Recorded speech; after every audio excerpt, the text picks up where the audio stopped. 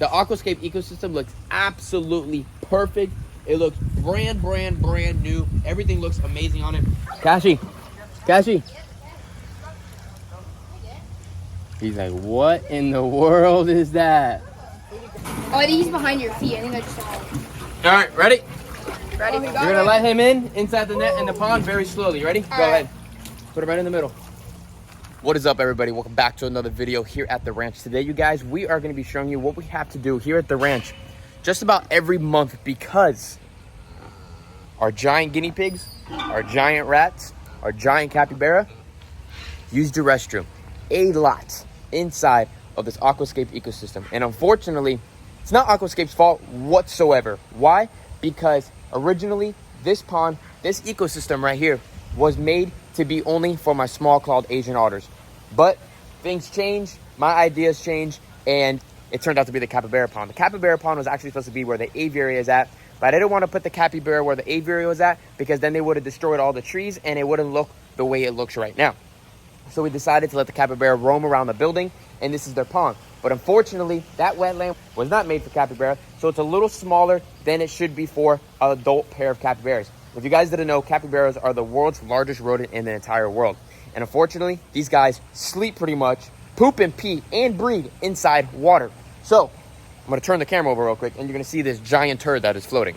That right there, ladies and gentlemen, is a giant capybara turd. And they poop and pee and crap and breed and do everything inside this water. So we don't clean out this pond monthly, it turns to this.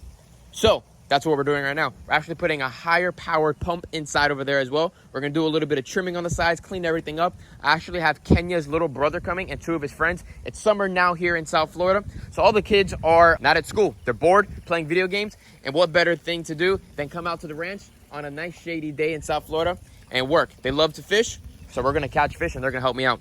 We got thing one and thing two coming to explore the pond and saying what is going on with our water hole right now. But what's going on is we have lots of fish inside of here. So we got to take all the fish out, so then I'm going to be able to spray everything down to the middle and pump it all out and gunk it all out. That is going to be the most nutritious water around. So this is the capybara den section. They love to come over here and hide. Oh, now I see.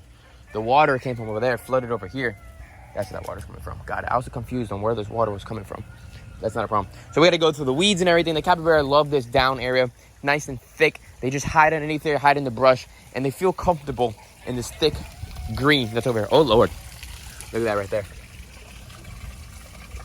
And we have a lot of banded water snakes that live inside of this ecosystem. This is a natural ecosystem. There are millions of fish inside of here. Even though the water is brown, there is so much life inside of here. And there's another thing that everybody was asking me about, and that was, where is your Wells catfish? Well, my Wells catfish actually lives inside of here, and he does perfectly fine. We have our first Maine tilapia that we got ever from Joey Slam, and they live inside of here as well. The water's really brown, and again, that is because of the capybara.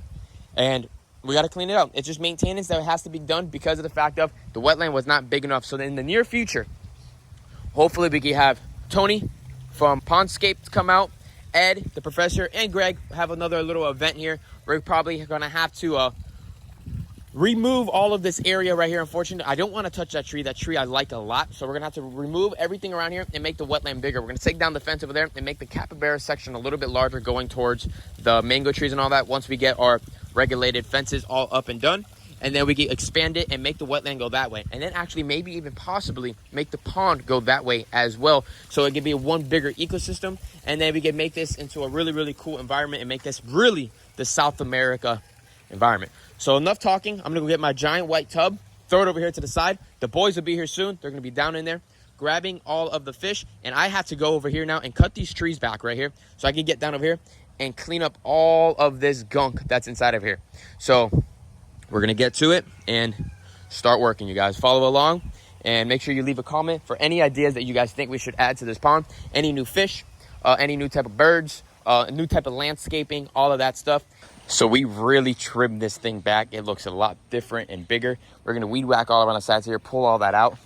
And if we check this out over here, I found where my giant female brown water snake has been hiding. Check her out.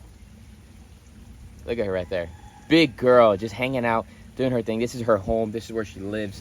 and she lives her best life inside of here. I see some cane toads in the back over here as well, inside of the crevices. But what we're about to do is we're gonna get the hose inside of here and start cleaning all this gunk out and pushing it into the deeper end of the water to clean this whole intake bay completely out. So, see how it looks right now? Now, let's clean it all up. Let's do it. So I'm using the water from the bottom of the main pond, and I'm bringing it up to the wetland. And while I'm bringing it up to the wetland, the water, I've already cleaned through this whole entire thing with rocks. A lot of water pushing down, so all the gunk has pushed down. And the noise that you hear right now is the water in the pump all the way down there. You can see all the gunk down there. When I do this, it shuts up because it grabs all the gunk. But then it gets clogged up in a couple seconds, and then it pushes it out into the fruit area with all the mangoes and everything. So all those trees the following year are going to produce even more fruit because all of this nutrients to water is going over there. And there it goes again. So it's a labor intense job, but it's something that has to get done. And a lot of people, one second.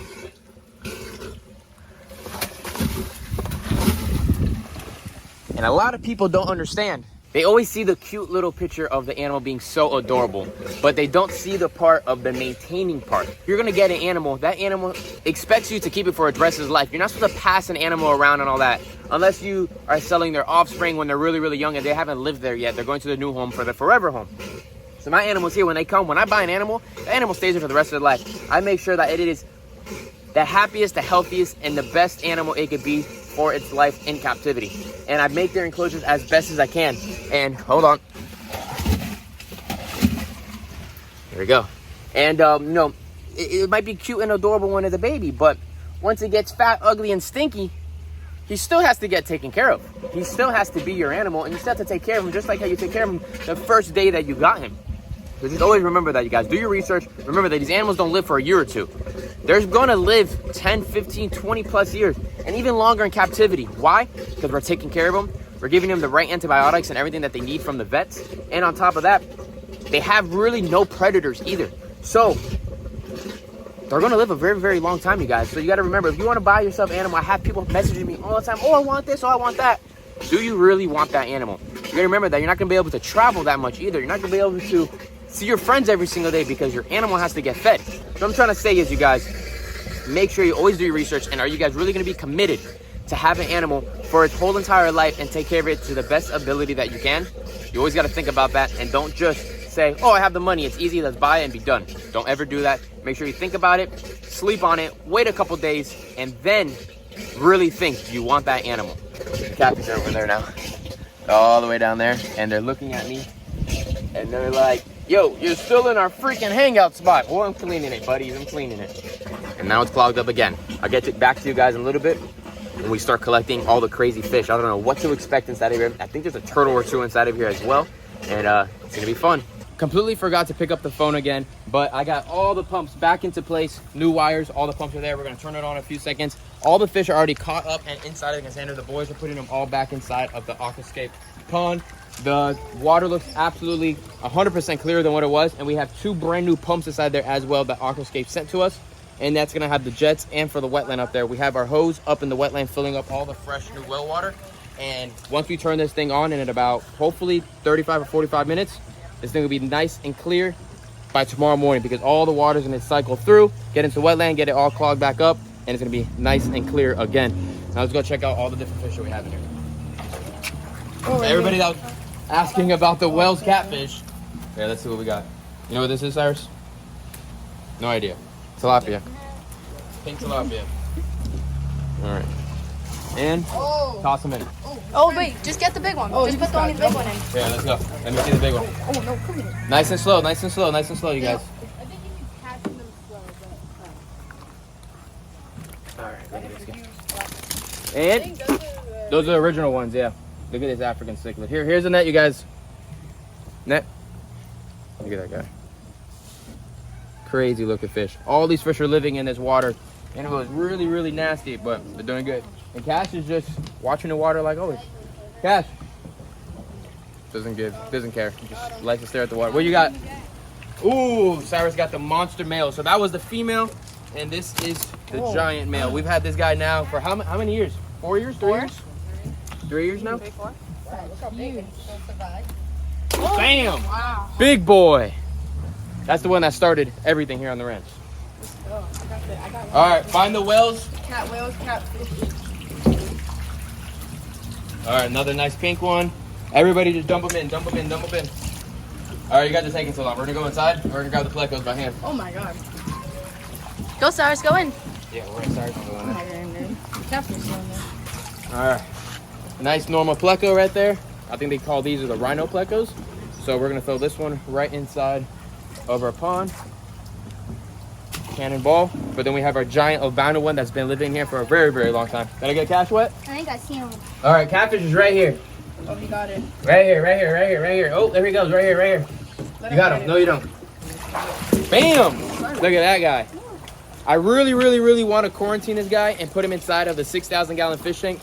But I'm worried this guy has a ton of bacteria, and who knows what he has inside of him. But I don't want to throw him in there. And what I'm nervous about is he's going to eat the diamond bright and tear up the whole entire pond. See that mouth on the bottom? I'm going to screw it all up. Kashi. Kashi. He's like, what in the world is that? Nah, I don't want. He touched one yesterday at the friend's house. All right, ready? 1, 2. Bam! You touched what?